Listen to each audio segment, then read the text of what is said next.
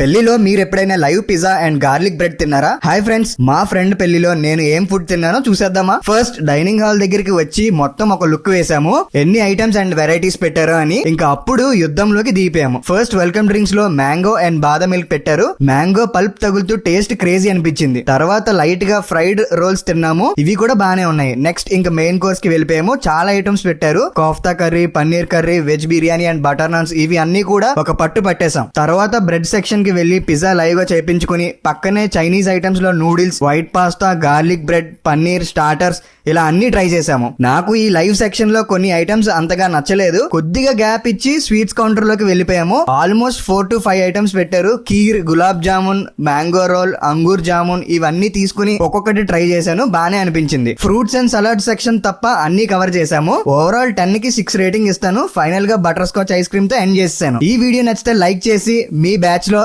Next పెళ్ళయ్యా friend కి share చేసేయండి.